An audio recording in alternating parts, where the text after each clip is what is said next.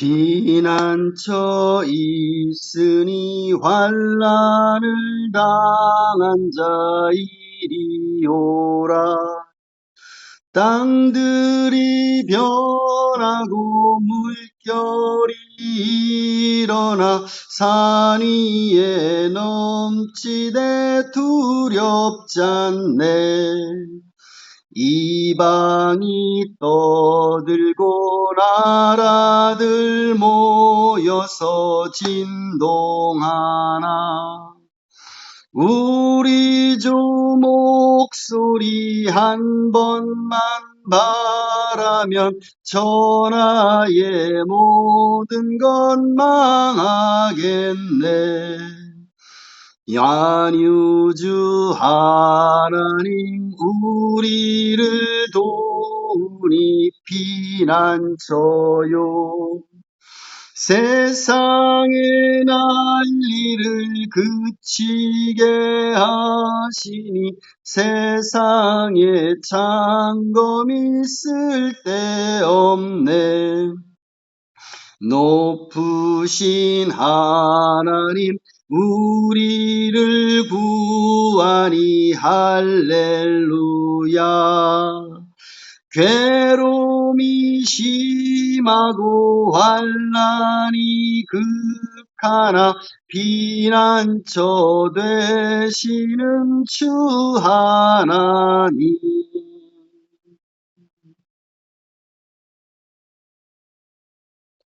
네, 어서 오십시오. 성혜숙 집사님 기도하겠습니다. 하나님 아버지, 오늘도 주님 안에서 이렇게 복되고 평안한 하루를 허락하셔서 감사를 드립니다. 모든 것이 하나님의 손안에 있고 하나님의 인도하심에 있고 하나님의 보호하심에 있음을 우리가 온전히 믿게 하여 주시고, 이제는 우리가 세상의 방식대로 살아가지 않게 하시고 하나님께서 우리에게 들려주신 이 계시의 말씀대로 우리 삶을 순종하며 하나님 내 뜻이 아니라 하나님의 뜻이 우리 가운데 이루어지기를 소망하는 그런 믿음 안에서 살아갈 수 있도록 하나님 아버지 우리를 도와주시옵소서. 오늘도 하나님께서 우리에게 말씀을 통해서 들려주실 그 말씀을 통해서 하나님 우리 삶이 새로워지게 하시고, 하나님 복된 하나님의 말씀을 통해서 우리 마음과 생각이 온전한 순종으로 바뀔 수 있도록 하나님 아버지 우리를 도와주시옵소서. 감사드리고 예수 그리스도의 이름으로 기도드렸습니다. 아멘. 예, 오늘 하나님의 말씀은 마가복음 1장 14절 15절을 보겠습니다. 마가복음 1장 14절 15절. 요한이 잡힌 후 예수께서 갈릴리에 오셔서 하나님의 복음을 전파하여 이르시되 때가 찼고 하나님의 나라가 가까이 왔으니 회개하고 복음을 믿으라 하시더라. 아멘. 기독교를 생각하면 사람들을 생각하기는 어떻게 하냐, 뭔가를 우리가 연구하고 그 진리를 추구하고 진리에 대해서 어떻게 보면 따라가야 된다라고 하면서 기독교를 그렇게 말하는 거죠. 그러니까 뭔가 진리를 알려면 뭔가 연구하는 사람들, 뭔가 새로운 것들을 발견하려고 따라가는 사람들, 이렇게 생각하지만 기독교는 결코 그런 게 아니라는 것을 거듭거듭 말씀을 드렸습니다. 진리는 이미 선포되었습니다. 우리가 진리를 깨달을 수 있는 것은 우리 능력으로는 할 수 없다는 게 성경이 계속 말씀하시는 거죠. 우리가 갖고 있는 노력과 우리가 갖고 있는 지능과 우리가 갖고 있는 지식으로는 하나님의 이 말씀을 깨닫거나 이해하거나 받아들일 수가 없다고 분명히 계속 말씀을 드렸습니다. 이것들을 어떻게 보면 우리가 받아들일 수 있는 것들은 하나님께서 우리에게 이 계시의 눈을 열어주셔야만이 우리가 이것을 믿을 수 있다고 그렇게 하나님은 말씀하고 계십니다. 그렇지만 세상은 그걸 믿지를 않습니다. 그래서 자기의 노력과 자기 힘으로 갖다 뭔가를 알려고 애쓰지만 하나님이라는 존재는 알 길이 없는 거죠. 지금같이 어떻게 보면은 우리가 화성을 가고자 하는 그런 것들, 달은 이미 정복됐다고 얘기하고 달에 가서 이제 뭔가를 광물을 채우자고 얘기하는 그런 엄청난 과학의 시대지만 어떻게 보면 이 진리에 대한 것들에 대해서는 한 발짝도 나간 적이 없는 것을 우리가 보게 됩니다.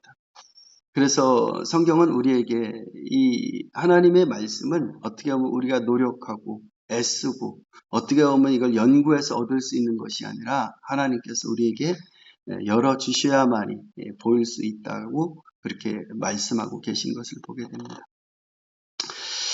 오늘 하나님께서 이 마가를 통해서 우리에게 들려주신 이 말씀을 통해서 우리가 볼 수 있는 것은 이 복음이라는 것은 선포다 이렇게 얘기하는 거죠. 그래서 요한이 잡힌 후에 예수께서 갈릴리에 오셔서 하나님의 복음을 전파하여 선포하여 이렇게 말씀하고 계신 거죠.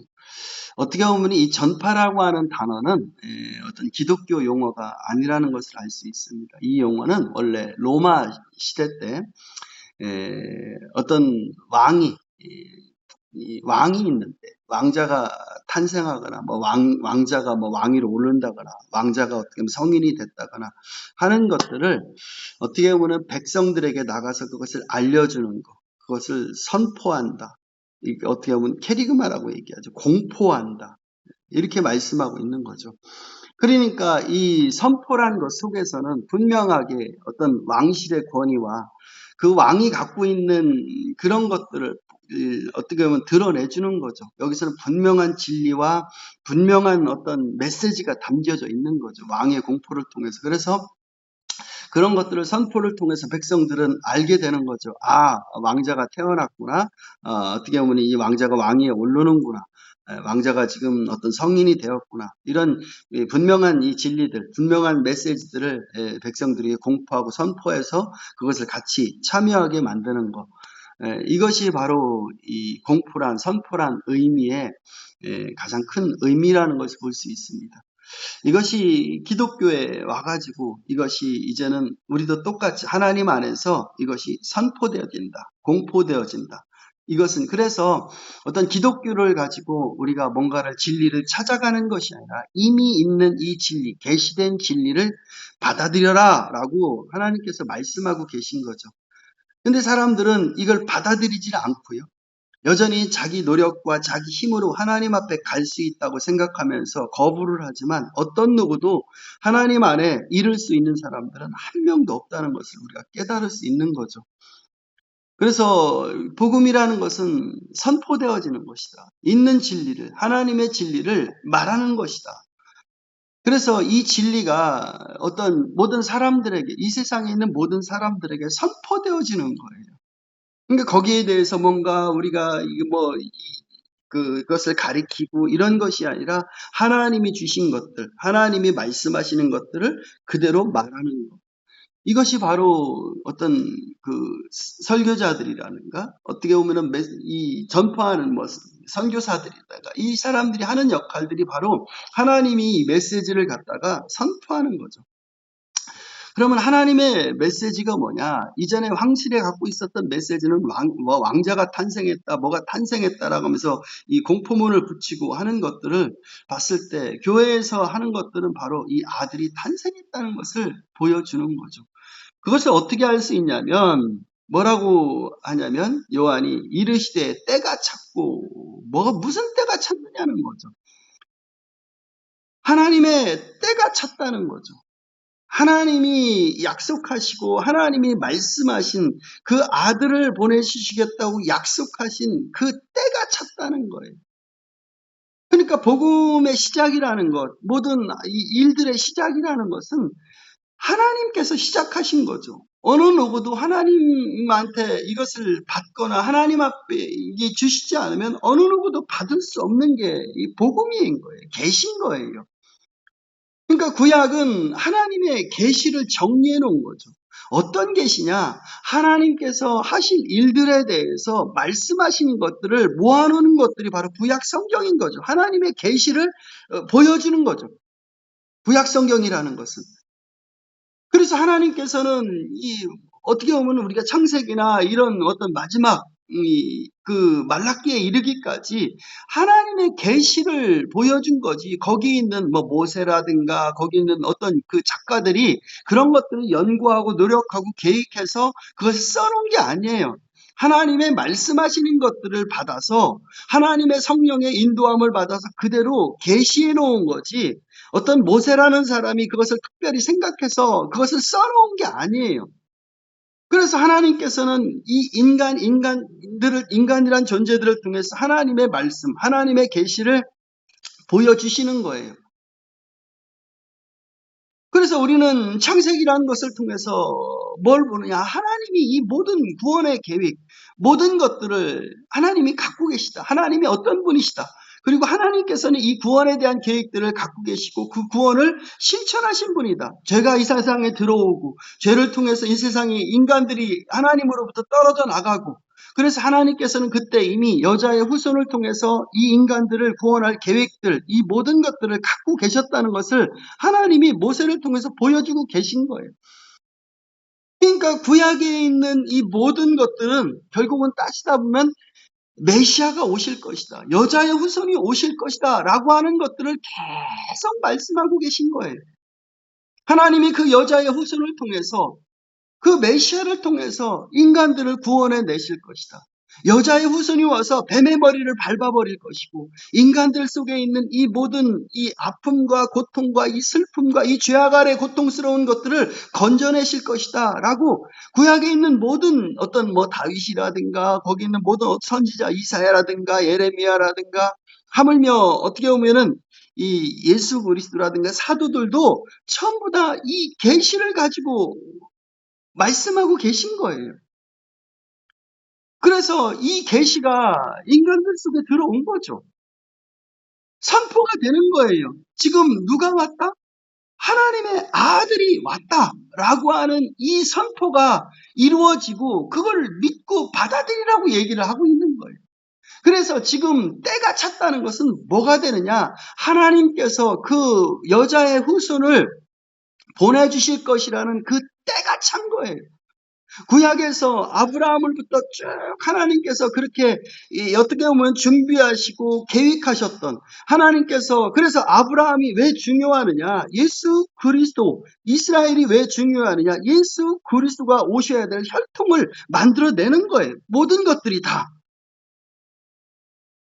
그래서 예수님이 오신다고 약속했던 그 모든 것들, 예수님이 하셔야 될 것들을 모든 것들을 구약에서 그림자와 같이 다 이렇게 얘기했던 것들이 이제는 그 말씀했던 그 말씀들이 이제는 때가 와서 진짜 예수님이 오셨다는 거죠. 하나님의 아들이 하나님이 선포했던 것 같이 하나님께서 역사 속에 인간의 역사 속에 하늘에 계신 하나님의 아들이 인간을 구원해 내시기 위해서 이 땅 가운데 오신 거예요. 그래서 그분이 어떻게 보면 마국간에 탄생하시고 그분이 이 땅 가운데 오셔가지고 하나님의 이 일들을 반포하기 시작하신 거예요. 하나님께서 약속하신 대로. 그 때가 찬 거예요. 하나님이 구원에 대해서 약속하시고 구원에 대해서 말씀하셨던 그 때가 2000년 전에 어떻게 보면 베들레헴에 하나님의 아들 그 예수 그리스도가 이 땅 가운데 오신 거예요. 여자의 후손으로 인간들을 구원해 내시기 위해서.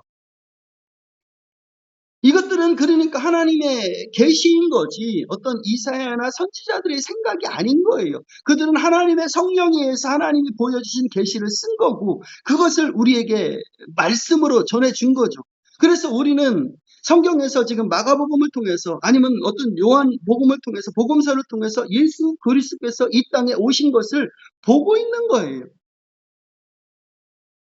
그러니까 예수님이 오신 것들은 역사적인 사실인 거죠. 요한이 어떻게 보면 이 당시에 잡혔다는 것도 역사적 사실이고, 어떻게 보면은 AD 70년에 그 로마가 이스라엘을 완전히 멸망시킨 것도 역사적 사실이고, 이것들은 역사적 사실인 거예요. 하나님께서 하나님이 행하신 그 말씀들을 이 인간 속에다가 역사적으로 이루어지고 역사적으로 하시는 것들을 직접적으로 보여주신 사건이 바로 예수님이 이 땅 가운데 오셔가지고 하나님의 행하시는 일들을 보여주시는 거예요.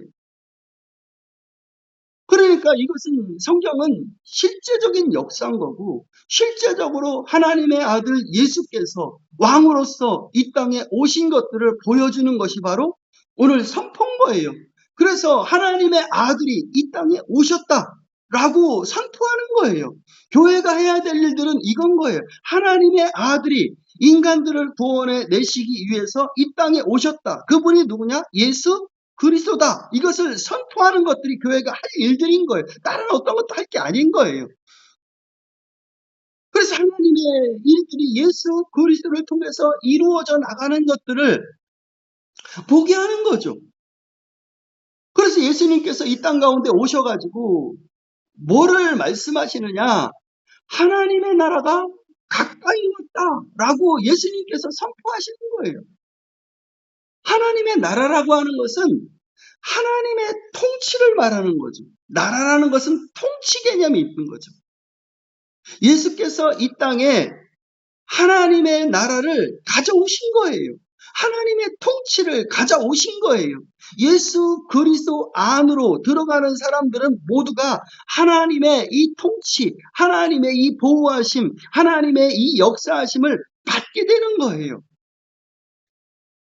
이전까지만 해도 이 사람들, 인간들 속에서는 인간이 지금 우리가 살아가는 이 시대 속에서 우리가 뭐 핵을 만들고 원자 분열을 하고 우주를 왔다 갔다 하고 뭐 하고 하지만은 모든 인간들 속에 공통적으로 갖고 있는 것들은 뭐냐면 우리가 과학이 발달해서 어마어마하게 우리가 갖고 있는 이 어떻게 보면 이 도덕적인 수준들이 높아지느냐 굉장히 우리가 과학이 발달하고 모든 진리를 아는 것 같이 하지만 실질적으로 그런 과학이 발달했다는 거 부정할 수 없지만 인간이 갖고 있는 이 도덕적 기준은 절대 변하지가 않은 거예요.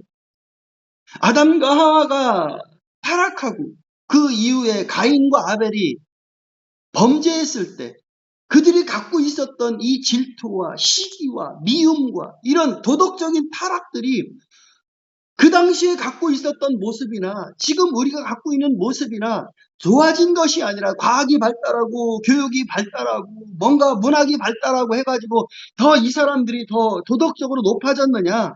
우리는 그렇지 않다는 걸 보잖아요. 세상의 인간들이 더 악하고 타락해지고 이렇게까지 할 수 있는가 할 만큼 우리는 끔찍한 이 죄를 끊임없이 보고 있잖아요. 인간이 가장 큰 문제는 어떤 문제냐? 이 죄 문제예요. 이 죄 문제를 씻을 수 있는 것들이 없다고요. 그래서 수없이 이것들을 씻어보려고 어마어마한 노력을 하죠. 이 죄가 더 퍼져나가지 않게 해서 법을 만들고 뭐 교육을 새롭게 하고 그렇지만 그 인간 속에 있는 이 본성 속에 있는 악한 이 죄를 어떻게 인간이 해결할 수가 있냐. 그 문제를 위해서 하나님의 아들이 이 땅 가운데 오셨다는 거예요.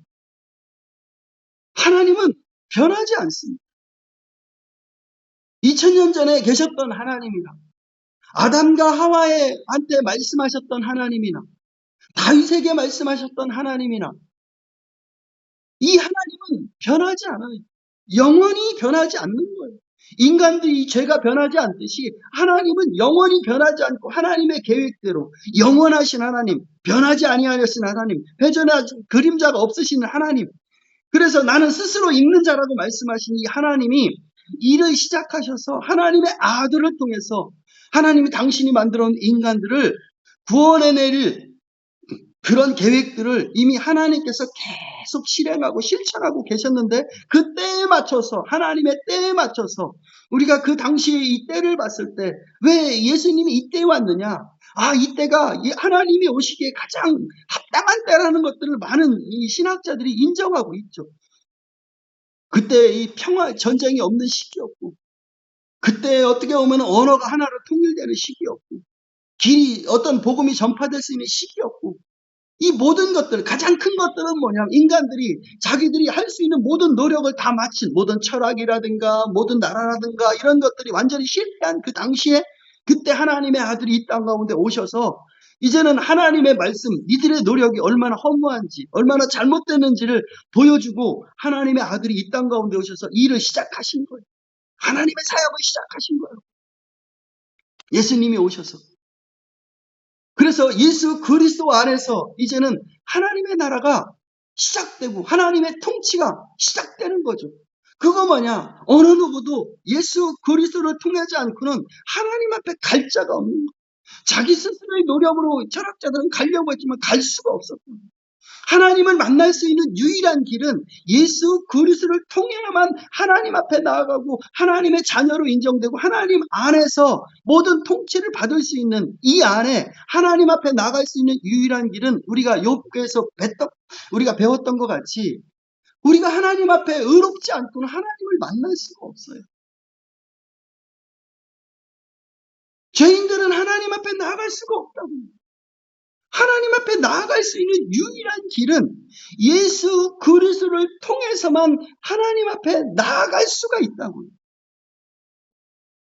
우리의 노력과 우리의 선함과 우리의 착함을 가지고는 하나님 앞에 나아갈 수가 없다고요. 우리가 하나님 앞에 통치를 받을 수 있는 유일한 길은 예수 그리스도의 십자가, 예수 그리스도께서 하신 그 말씀을 통해서 우리가 하나님 앞에 나아갈 수가 있다고요. 죄 있는 인간은 하나님 앞에 갈 수가 없다고. 그래서 예수님께서 이 땅 가운데 오셔가지고 십자가를 지심을 통해서 우리의 모든 죄가 예수님 앞에 다 전가되고 예수 그리스도께서 하신 그 의로움이 우리에게 전가됐을 때 하나님은 그것을 보시고 이제는 우리의 행위와 우리가 어떻게 살았는지 우리가 어떤 존재인지 우리가 어떤 악한인지 그런 걸 보시지 않고 예수 그리스도 안에서 완전히 제거된 의과 예수 그리스도의 의가 내 안에 왔을 때 하나님께서는 나를 보시고 하나님의 자녀로 삼아주시고 하나님의 자녀로 인정해 주시고 하나님의 나라가 내 안에 이루어져서 내 마음속에 있는 모든 이 더러운 것들, 이 죄악들이 예수 그리스도의 이름으로 지워졌을 때 우리는 이 마음속에 예수 그리스도를 통한 하나님의 나라, 하나님의 나라는 먹고 마시는 것이 아니라 성령 안에서 의와 평강과 희락이라는 이 나라가 내 안에 이루어지는 거예요. 그래서 하나님은 지금도 초청하고 있는 거죠. 너희 목마른 자들아 오라. 너희 돈 없는 자들아 오라. 너희는 와서 사 먹되 돈 없이 값 없이 젖과 포도주를 사라. 우리가 뭔가 노력을 해서 얻는 것이 아니라 하나님께서 아들을 통해서 이 일들을 다 이뤄 놓으신 거예요. 하나님께서 그 아들을 통해서 우리의 죄를 다 씻어내시고 하나님께서 우리를 위한 이 모든 하나님 보시기에 합당하지 못한 것들을 하나님께서 다 예수 그리스도 안에서 해결했다고요. 그래서 복음이라는 것은 이걸 믿으라는 거예요. 하나님이 행하신 이 일들을 믿으라. 근데 사람들은 거역을 하죠. 아니다. 나는 내 노력으로 하는 거지. 내 힘으로 하는 거지. 내가 갖고 있는 공로로 하는 거지. 그러면서 복음을 받아들이지 않죠. 예수 그리스도를 받아들이지 않죠. 그 당시나 지금이나 똑같습니다.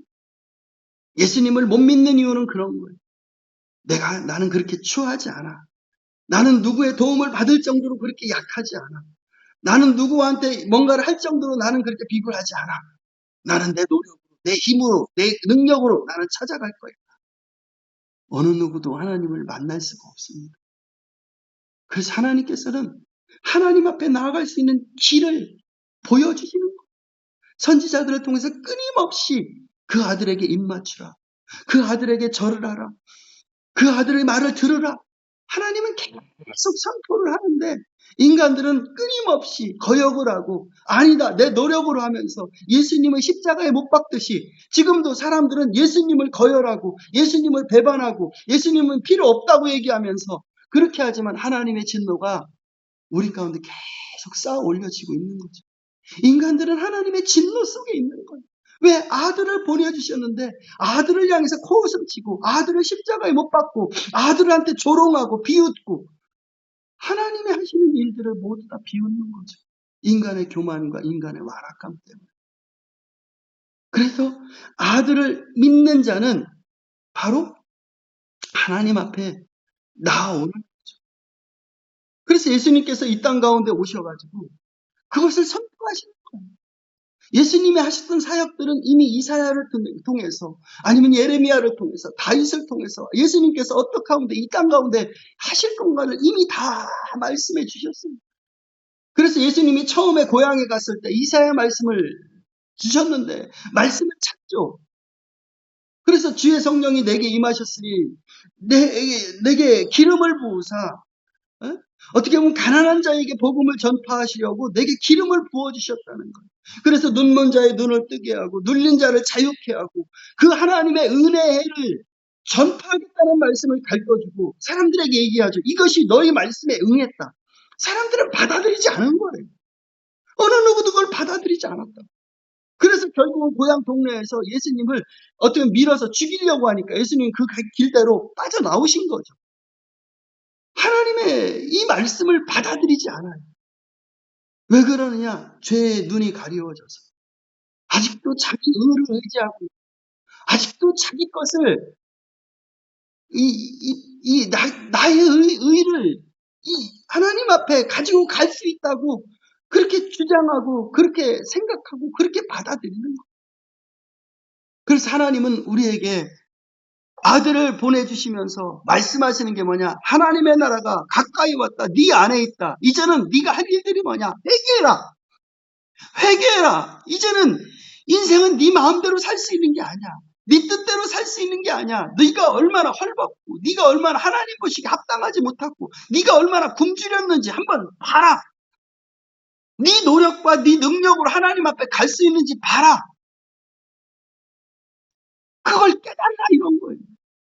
그래서 생각해보라는 거. 회개의 의미는 생각해봐라. 네 안에 지금 이렇게 절망적인 상황, 이렇게 고통스러운 상황, 이렇게 아픈 상황, 이렇게 괴로운 상황이 있는데 왜 돌아오지 않느냐? 진짜 문제는 하나님을 떠났기 때문에 그렇다. 하나님을 떠났기 때문에 하나님 앞에 돌아와라. 하나님 앞에 돌아갈 수 있는 길은 하나님이 준비하신 그 길을 받아들여라. 하나님이 준비하신 그것을 믿으라. 그것이 오늘 예수님께서 선포하시는 거예요. 이거는 말 그대로 복된 소식인 거예요. 우리가 갖고 있는 노력이 아니고 우리가 갖고 있는 힘이 아니고 우리가 가지고 있는 뭔가의 이 근거가 아니에요. 하나님께서 예수 그리스도를 통해서 말씀하시고 선포하시고 역사적으로 십자가에 못 박혀 죽으시고 3일 만에 부활하시고 승천하신 그 모든 것들을 믿고 받아들여라. 이제는 네 생각과 네 것들을 포기하고 예수 그리스도 앞에 무릎을 꿇어라. 그러면 하나님을 만나게 된다. 하나님의 나라가 네 안에 역사하게 된다. 네 속에 있는 모든 괴로움, 네 속에 있는 모든 곤고함, 네 속에 있는 외로움, 이제는 그 모든 것들이 세상의 마귀에 의해서, 세상의 죄에 의해서 고통스러운 것들이 이제는 하나님 안에서 주시는 그 의로움 안에서 네 안에 들어오고 네 속에는 하나님의 평안함이, 하나님의 기쁨이, 하나님의 나라가 네 속에 임하게 된다. 이걸 보여주는 거죠. 그래서 하나님은 우리에게 지금 계속 인간들에게 말씀을 하시는 거예요. 인간들은 듣지 않죠. 이 선포의 말씀을 듣지 않죠. 그런데 이 말씀은 왕궁에서 왕자가 태어났다는 사실들을 이 정확한 진리이듯이 하나님께서 이 성경을 통해서 우리에게 가르쳐준 이 진리의 말씀을 듣고 그 아들을 향해서 절해야 되듯이 우리가 하나님의 말씀을 듣고 그 메시지 앞에 무릎을 꿇고 그 메시지를 받아들여야 되듯이 우리가 그런 회개의 삶을 살아가야 돼요. 그런데 나는 그걸 못 믿어. 나는 그걸 안 믿겠어라고 거부하는 순간 왕이 주시는 심판, 황제가 주는 심판, 나는 포근형을 믿지 않아 라고 하는 그런 것들을 우리는 감당을 해야 될 날이 다가오고 있죠. 그래서 우리가 하나님 앞에 설 수 있는 유일한 길, 이 길에서 이것은 복음이라고 얘기합니다. 기쁜 소식, 즐거운 소식, 우리가 하나님 앞에 나아갈 수 있는 길, 이제는 더 이상 하나님을 떠나서 배반하는 그 길이 아니라 하나님 앞에 나아갈 수 있는 그 길이 나에게 열렸다. 나에게 지금 그 길이 열렸다. 이게 복된 소식인 거예요. 이것만큼 행복한 소식이 어디 있습니까? 여기가 전부가 아니잖아요. 우리는 모두 다 하나님 앞에 나아가야 되고 하나님 앞에 심판을 받아야 될 그때가 다가오고 있다고요. 그때 우리는 하나님 앞에 나아가서 뭘 주장할 수 있겠습니까? 죽음이라는 게 이제는 시간대로 갑니까? 언제 우리가 죽을 줄 알아요? 언제 우리가 하나님 앞에 만날 줄 알아요? 하나님을 만날 날이 다가오고 있는데 그 하나님 앞에 나는 뭐를 주장하시겠습니까? 내가 착하게 살았어요. 내가 연구했어요. 내가 어떻게 했어요? 아무 소용이 없습니다. 하나님은 거룩하신 하나님, 하나님은 완전하신 하나님이십니다. 그래서 예수 그리스도 안에서 보여주신 그 외에는 하나님은 받아들일 수가 없어요. 만약에 그 밑에 것을 받아들이려면 천국이라는 것이 얼마나 혼탁해지겠습니까? 우리는 오늘 말씀을 통해서 깨달아야 될 것을 깨닫기로 원합니다. 내가 찾고 하나님의 나라가 가까이 왔으니 회개하고 복음을 믿으라. 이것이 하나님의 아들 예수 그리스도께서 우리에게 선포하신 복음의 말씀이라는 걸 기억하고 우리가 이 안에 들어와 있으면 진정 우리 삶을 하나님의 아들 앞에 온전히 순종하고 이제는 내 생각대로, 내 마음대로, 내 계획대로 그렇게 살아가는 것이 아니라 하나님의 말씀 앞에 순종하며 하나님의 말씀 앞에 무릎 꿇고 예수 그리스도께서 들려주시는 이 말씀을 우리의 삶의 가장 최우선으로 삼아서 하나님의 말씀을 통해서 이 어둠의 세상을 직접 싸우면서 이겨나가는 그런 축복이 우리에게 있기를 예수님의 이름으로 기도합니다. 기도하겠습니다.